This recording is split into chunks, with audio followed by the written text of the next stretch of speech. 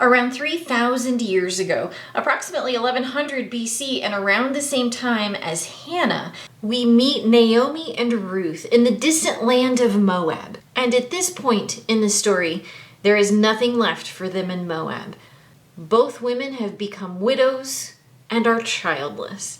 Ruth has loyally stayed with Naomi and vowed to go back with her to her hometown of Bethlehem. In Ruth chapter 1, verse 19, the text simply says, the women went on until they came to Bethlehem.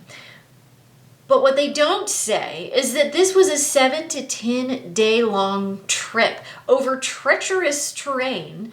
What would it have been like? What was travel like for women in ancient times?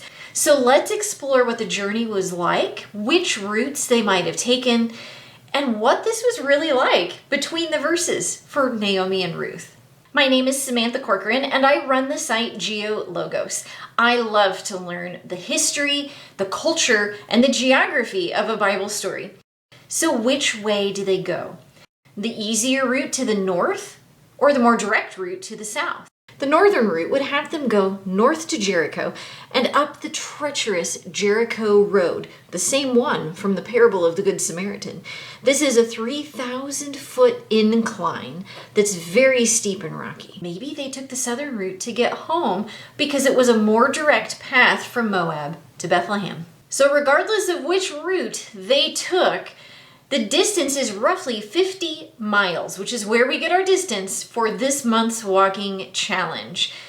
After selling all their possessions, except only what was needed for the journey, they would have loaded up their donkeys and began along the King's Highway. This was a very vital trade route that connected Africa to Mesopotamia, but this road has been in use for over 5,000 years. Are you curious about what Naomi and Ruth might have eaten along their journey? Well, they would have had to pack things on their donkey to take with them, so what foods would they have included? Any ancient traveling food kit would include some bread, some grain, dried fruit, olives, and some olive oil. Likely they would have done all of their cooking in the evening over the campfire, and the women would have baked bread daily. Raisins and dried figs prepared ahead of time would be their energy bars. And they would have refilled their water skins at any opportunity where there was a well or a cistern, a place with clean water.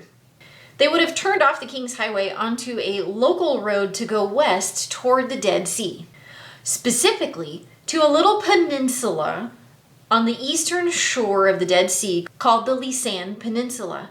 Lisan in Arabic means tongue, and if you look at this land shape, it looks just like a tongue lapping up the water. Very salty water, I should add. The Dead Sea is one of the saltiest bodies of water on the planet. Since the time of King Herod, it's been used as a health spa for the properties of the mud and magnesium and all of those good minerals for your skin. But during Naomi and Ruth's time, water would have flowed continuously through that area. And so when they crossed this peninsula, they would have had to cross on foot in shallow water through the Dead Sea at this narrowest point of the Dead Sea. And can you imagine how soft their skin might have been? Maybe they even stopped to float. I don't know. After their short spa break at the Dead Sea, the women would have had a grueling 13-mile walk from that point, which is near modern-day Masada, up to the next stop, En Gedi.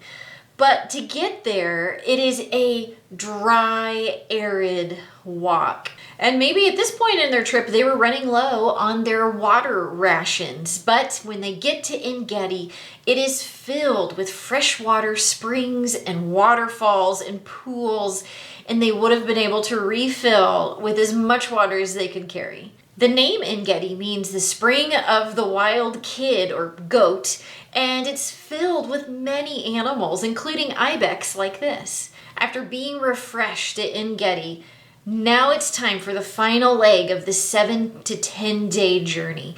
They're almost back to Bethlehem, but they have a crazy 3,000-foot ascent ahead of them up the ascent of Ziz. So this is the terrain they had to walk through with their loaded donkey, likely, to make it back to Bethlehem. But what we can think about is, what were some of their conversations like along the road? What did Naomi tell Ruth about what it would be like as a foreigner in Bethlehem? How did she prepare her for that?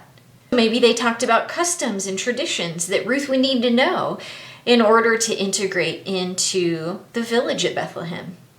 Probably very hot, sweaty, tired, and sore, the women make it back to Bethlehem and are welcomed home by all of the women in the village.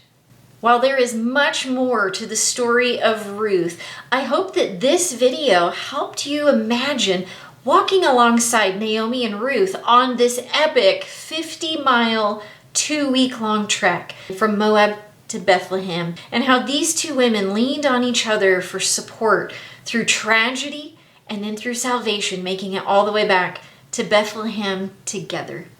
And I hope it encourages you to find a friend that you can walk through this life with, following God together.